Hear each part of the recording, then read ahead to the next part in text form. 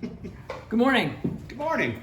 We are, I don't know if it's on the top of your tasting sheet. I have this tasting in my mind's eye, the box of 64 colored crayons. I always try to think up a theme to taste, and when I think about my section, and today we get to taste something from every one of my countries. It's not just Portugal and Spain. We're going to hit Chile, Argentina, and Uruguay. It's just, I'm lucky because I'm old enough to remember when the 64 colored Crayola crayon box was introduced, and it was the most amazing thing for young Kirk Walker. And playing in Europe in these countries, I have more colored crayons to play with than anybody else. So let's start playing with my crayons. I am going to ask for a couple reviews. Nobody has to do it. I'm going to ask, please, thank you if you find the time. The first wine I would love a review for would be the Swalhero. This could be the most important white wine maker in Portugal. They're from Mongaço and Melgaço. Sorry. I lost my train of thought. They're from Vinho Verde, but they're not from what everybody thinks of as Plumpville. They are on the northern border of Vinho Verde, which is the Minho River, and right across the river is Rias Baixas. And what's crazy amazing to me about this producer is longtime family producer, longtime family living in the area. They, in the 70s, decided to plant a single parcel of Alvarinho. Rias Baixas didn't become a thing until 1988.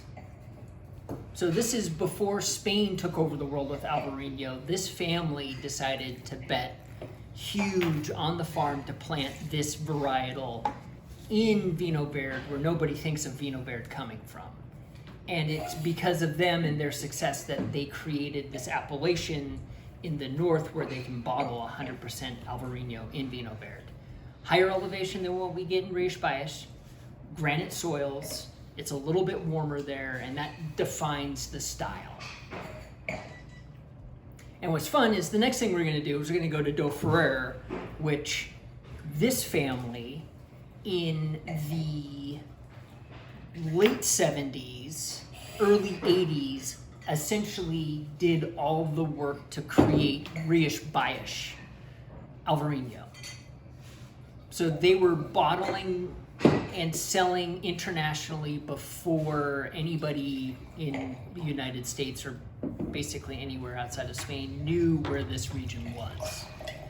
They're one of the most important producers in the region.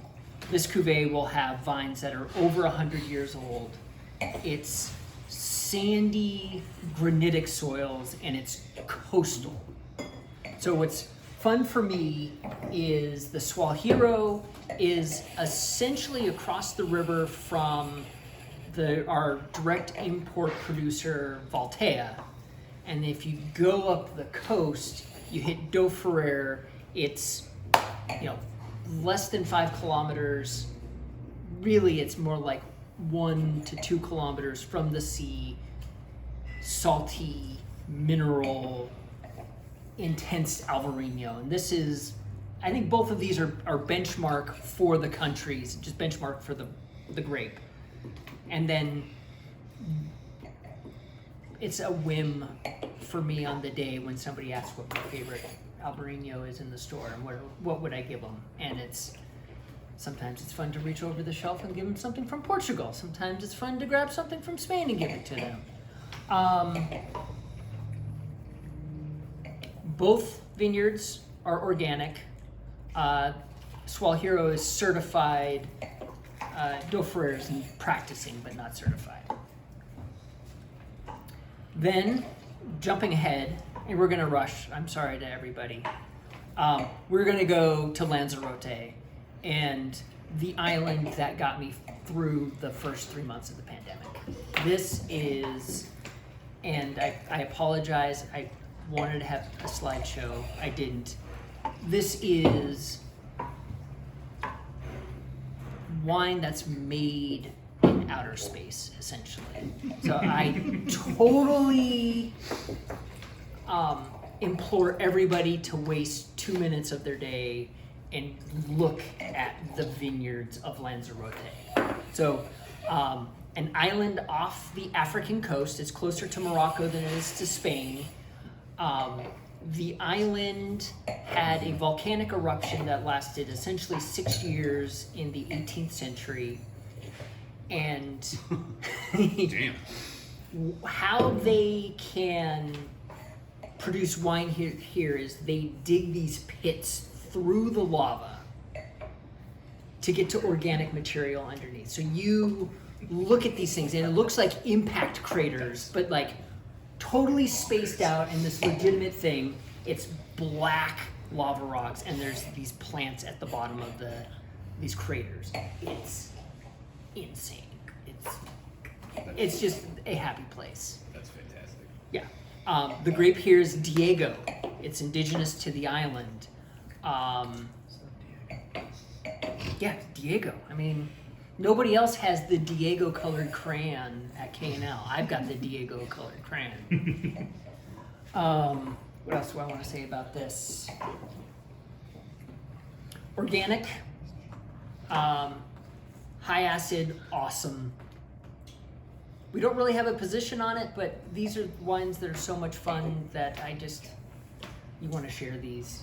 These are the things that get you fired up to explore more, and thank you for your attention. What do we think about that one? It's fun. It's got big fruit, acid, minerality. I love the acid on that. All right, now we're gonna jump to South America for a quick stop off in Argentina. And if I were to ask for another review, it would be for this, Bodega Chakra. This is, they're probably the best Pinot Noir producer in South America. Easy. The winemaker here is the grandson to the gentleman who founded Sassicaia. I don't have his name written down, so I'm not gonna even attempt to do that for us. But he was given a bottle of Pinot from this vineyard decades ago and thought, oh, there's potential here. So Patagonia, the other thing that I love about this is not the Patagonia that we think of when we think of like mountain climbing in Patagonia. This is like 900 miles north of that. It's 700 miles south of Mendoza. It's in the middle of nowhere. And if you haven't heard it already, it's 50 miles from the town of Nequin. And as a father to a son who had a big dinosaur phase, that is where the Argentinosaurus femur was found. So the biggest sauropod ever was found in the neighborhood of this. That's awesome. Yeah. Alluvial soils planted by the river, biodynamic farming, whole cluster fermentation, 11 months in second, third, fourth French oak barrels. Yeah, this is why Alex didn't want to taste with us today. He was going to be jealous. It's really good. And we didn't take as big of a position this year. The Sina Zufre that we have in stock is the minimal intervention Pinot from them, same vineyard. It's just he was experimenting with like no sulfur at all in the entire winemaking process with that. So there's another parcel that he harvests earlier to do that. now we're gonna jump back to Iberia. We're all over the place, and welcome to my mind. We're just gonna jump wherever. Just grab them from that box of crayons. Yeah, totally. Sometimes you want a sauropod, and sometimes you want steep mountains with lots of slate, and that's why we go to Priorat. And Alvaro Palacios is one of the, we'll call them modern fathers to the region. Him and the winemaker for the Laurel, which we'll be getting to a little bit later, were the Gang of Five who in the mid 80s went to Priorat, which, the monks set up as a winemaking region in the 13th century, but it's in the middle of the mountains.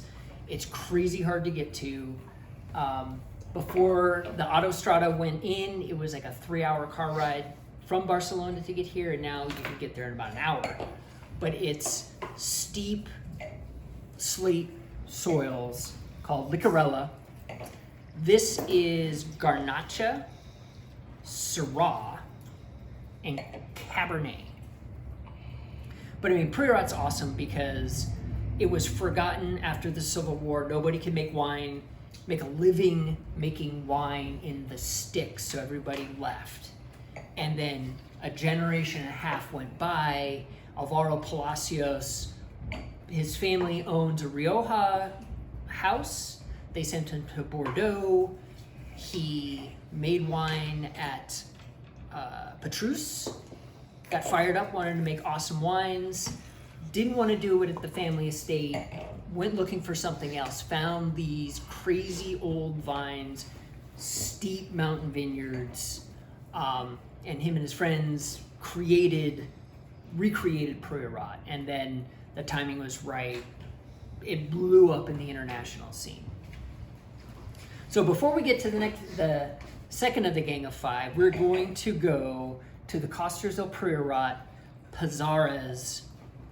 This is a quieter style, and the big thing that you're gonna see when you taste this is Samso and Garnacha. And Samso is Carignan.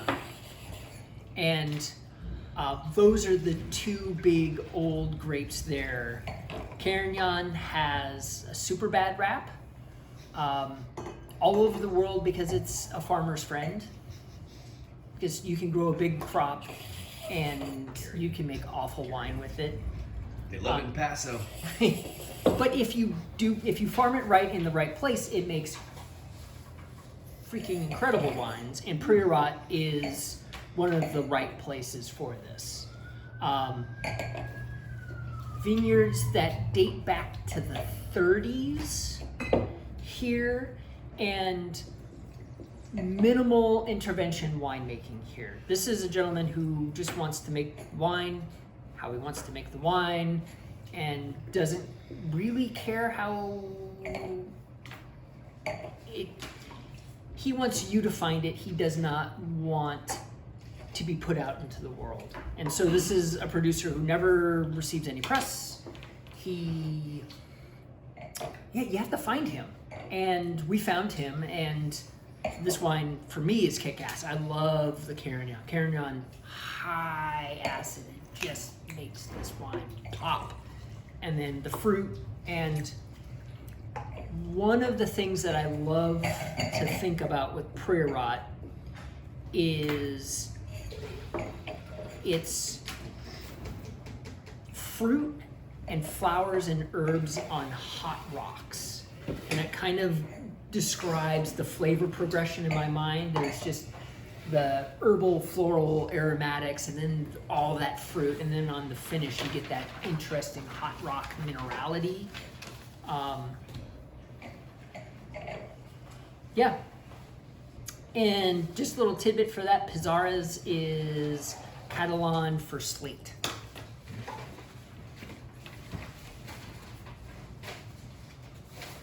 All right, so now we're to the Laurel, and if we want another review, and I might prioritize this one. This and the Squall Hero, highest priority for us, maybe. We have always done a lot of business with this wine. This is Baby Clos Erasmus. They have changed the style a lot in just since I've been buying wines from this category. They've moved away from new oak. It's amphora, concrete egg, stainless, more elegant. Yeah, I mean this wine, it just rocks. I mean this is berries and flowers on hot rocks, and it makes me so happy.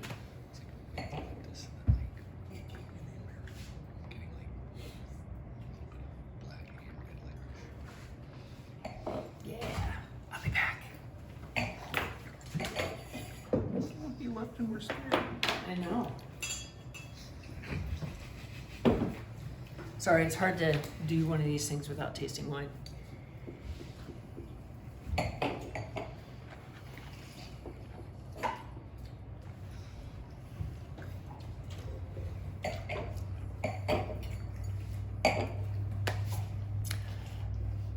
All right, so a weird but not so weird transition. We are going to jump from Catalonia to the Douro River Valley for the Quinta del Vesuvio, Comboio de Vesuvio red, Tinto. So Douro Superior, and the reason why I did this is the Douro and Priorat have basically the same features. It is steep, rocky vineyard sites. Slate and Priorat, we've got more schist in the Douro River Valley, but it's elevation, old vines, it's berries and fruit with herbs and flowers on hot rocks. The Douro Superior is located about 25-30 kilometers from the Spanish border. So it is a good distance away from the heart of what we think of when we think of Grands and Taylors and Fonseca. All of their wines are in the middle of the Douro Valley. Douro Superior is hotter, but to deal with that, they have their vines planted at higher elevation. With northern exposures versus southern exposures, it's hot, it's dry. This is Touriga Franca, Touriga Nacional, Tinta Amarela, Touriga Branca, no, Tempranillo, Tinto Roriz, no oak, spends about 12 to 18 months in stainless, and then this is the first time it's been released in the market. It's a little bit of a shift after the Laurel, but I mean, it's in the same family, and I'm kind of doing this on purpose because these are regions where there's so much similarity that if somebody wants something from Priorat or they ask you about Douro, you can say it's a little reminiscent of what you can find in Priorat, and all of a sudden, people know Priorat. They don't know the Douro, they know port.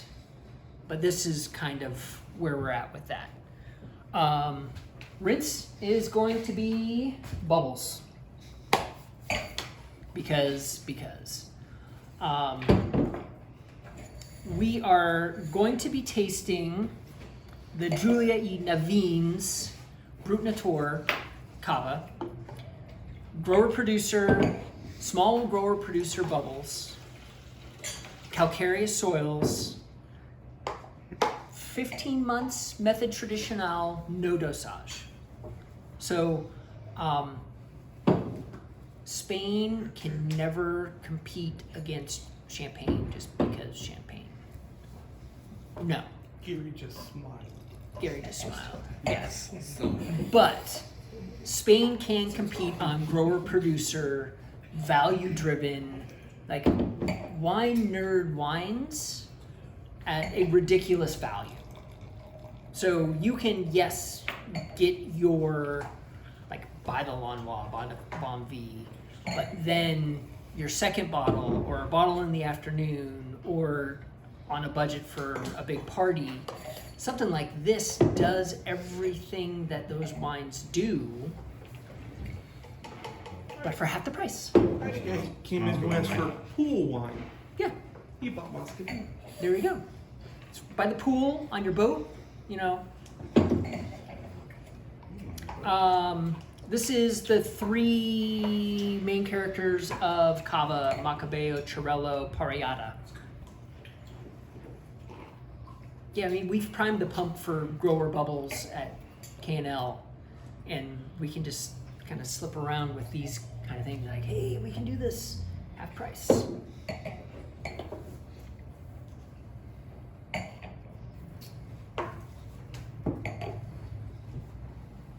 All right. This makes more sense. All right, now we are going to play with a couple wines from Familia Torres. Not a direct importer, one of the biggest, most important winemaking families in Spain. Most famous for their wines in the Penedès region. But about 2 decades ago, they branched out. They wanted to start making more wines for all across the country. And so, like, we have their Rioja, we have their Ribera del Duero, not in the tasting, but we have on the floor is their Rueda. This is good old school Rioja. Tempranillo, American oak, a little bit of French oak, spicy, leathery, just $15 dinner wine. And this is Kirk playing nicely with Alex Pross. I jabbed him with the Chakra wine, but sometimes we got to help other buyers out and buy things to support allocations of really expensive wines, and this is what it is. But I think the wine's legit good for $15, so I'm happy to help Alex out with this. Yeah, just a solid. It's not Lesmos, but if somebody wants an additional wine and they just want other wines from Rioja, I think this is a nice little wine to have. And most of the fruit comes from Alavesa, organically grown. So I mean, it has everything that kind of I want as a wine nerd to have from the wine, and just I can help my friends. So next is the Ribera del Duero, and then this is more interesting, higher elevation, older vines, dark fruited Tempranillo, and this one really delivers on the promise of new Ribera del Duero, where you get the big fruit, but then you also get this interesting kind of earthiness behind it. And up in the Meseta, they do have these interesting calcareous, sandy soils in some plots, and you do get this fine little minerality there. $22. There's a lot of expensive Ribera del Duero out there. This kind of hits right in the middle of the category. We have the Los Cantos, which will be minimal intervention, kind of new school, cool kid Ribera del Duero in the same price, and this is, you need Ribera del Duero, this is what we got for you. You'll be super happy. It delivers everything Ribera del Duero should be doing. Doing good. All right, we're gonna jump back to bubbles for another rinse because. No. Oh. Sorry, guys. I'm really sorry because this is Gonzaga. So Tomo Rodriguez and Alvaro Palacios from the first Prairie Rot are two of the most interesting wine personalities in Spain, and the modern geography of Spain depends so much on their efforts. And Gonzaga is Telmo's independent project in Rioja. So his family owns Remoluri, which we have several older vintages on the sales floor right now.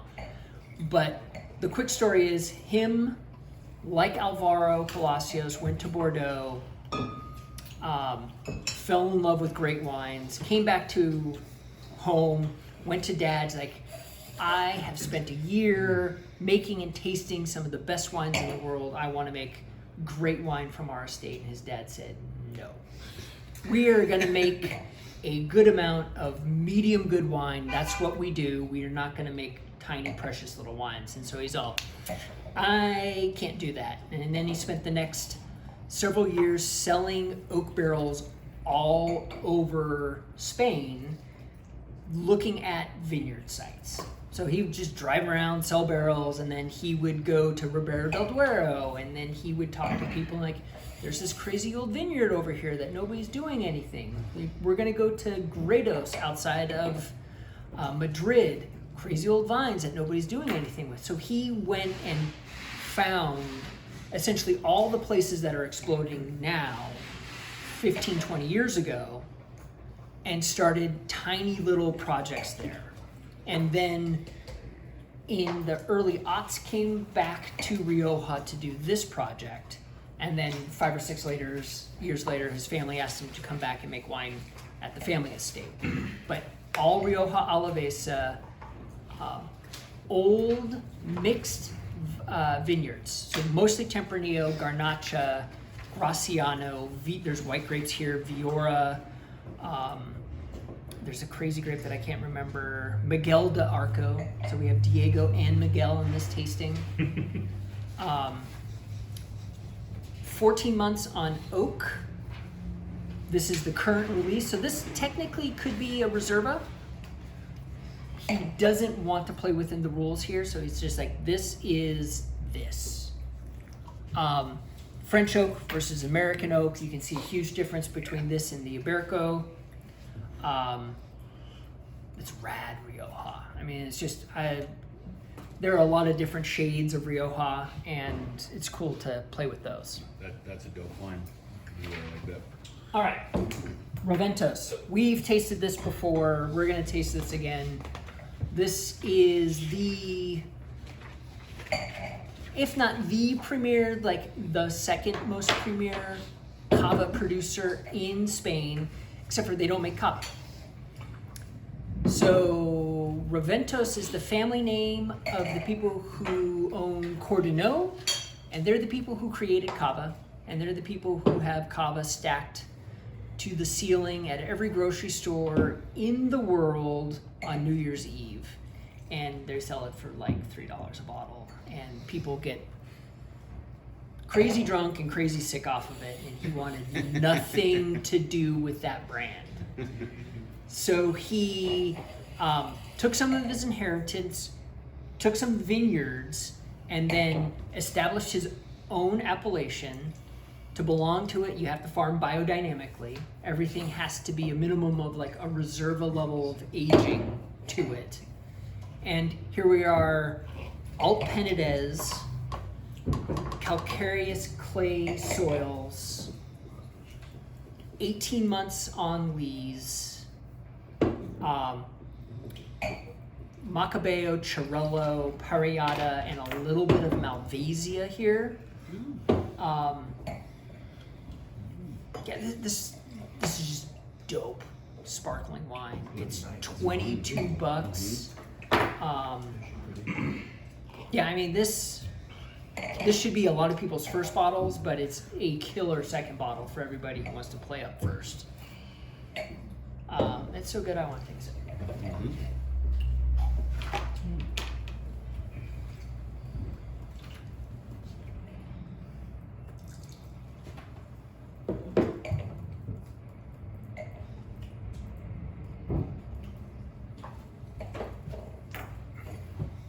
Just in time for you guys to see me take a sip. Sorry.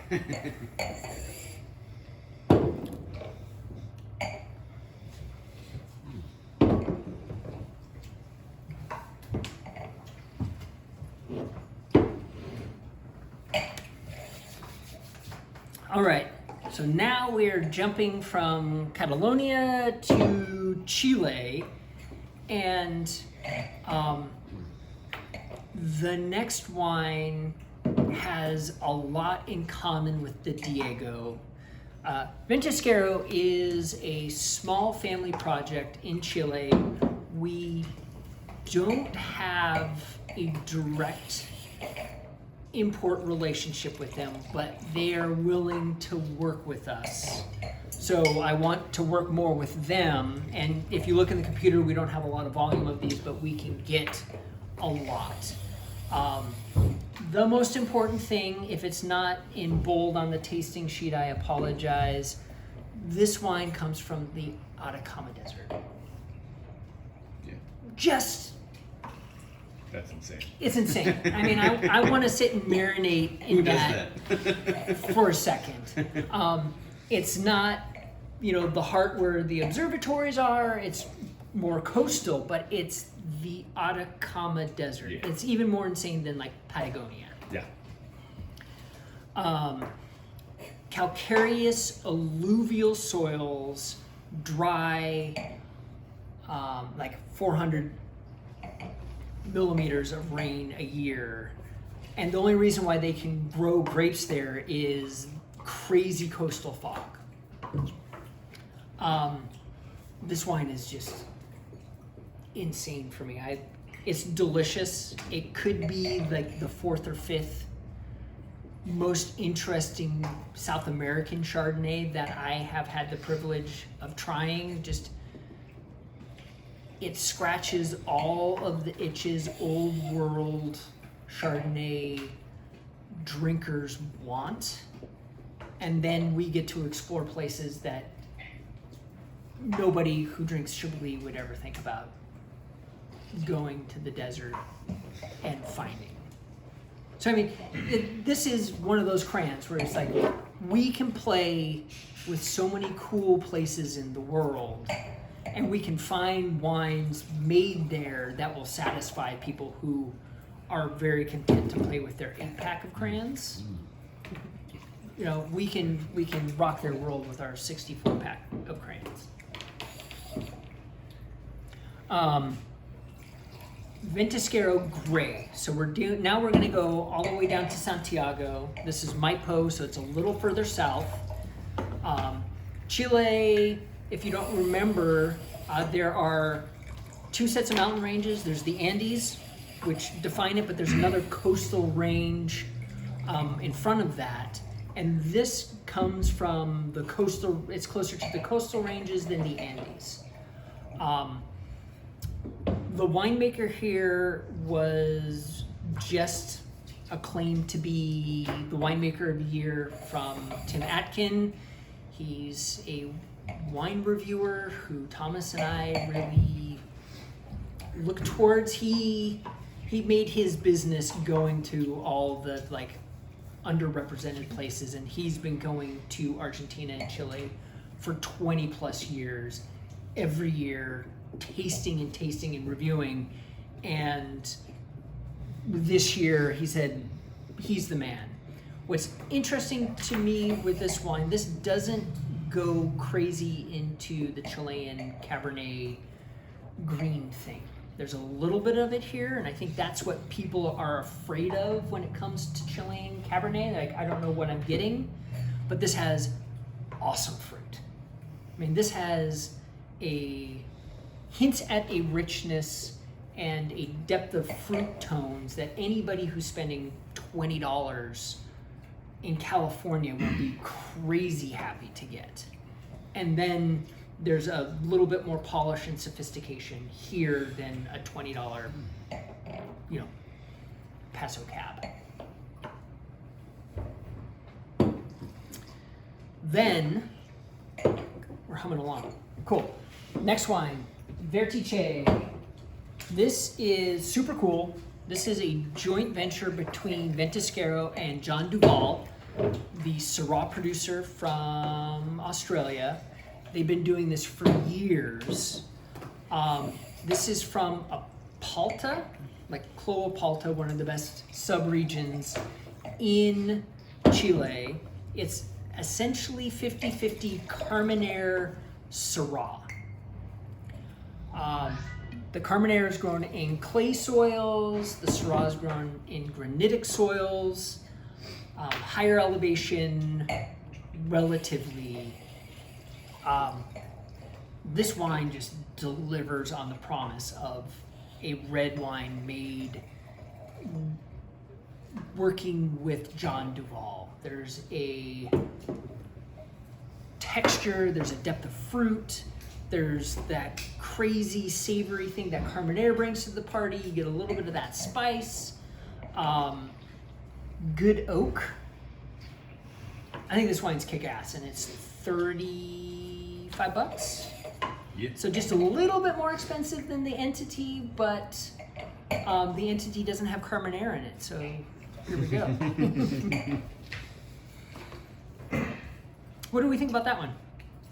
I love the spice on that. Like that's just so in your face right off the bat, but in a very pretty way. Try to identify with, but no, it's really banging. It smells super beautiful.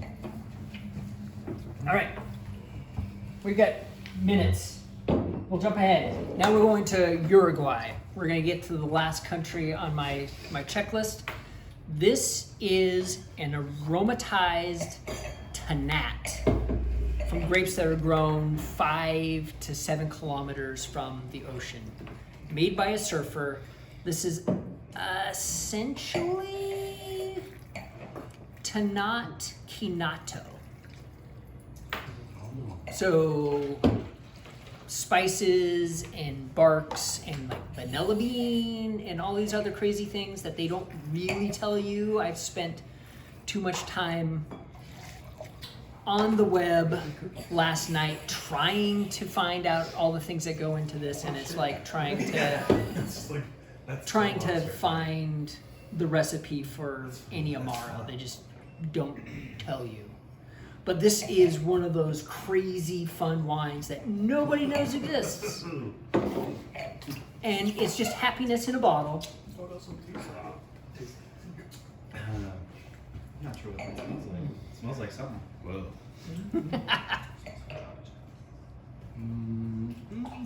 Almost.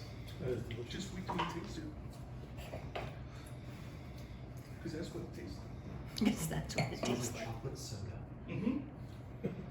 And That's cream. That's what it tastes like. It's like Uruguayan gold. So that's on the dessert wine shelf. This is an option for us. That's some weird fun. shit. That's good. All right. Last but not least, Pedro Jimenez. We will go Yes. sweet. This is Alvear. The quick and dirty for Pedro Jimenez is they pick the grapes. The grapes then go onto straw mats in the vineyards and they partially raisin. And then they crush it, but there's so much sugar in them that it will not ferment. So they dose it up with brandy. So there's no fermentation in this, which is wild. And then the wine goes into a Solera that was started in 1910. Like it, dude. Poured out. Just. It's like iodine. Yeah. But like, it's like iodine, but people scream when I drink iodine like this. At the bus station decanting iodine. Yeah, it's awesome. Have fun. If you have any questions with the production of these things, I'm happy to answer any questions. You can call, email. That's like a boost. We're gonna, yeah. Thanks.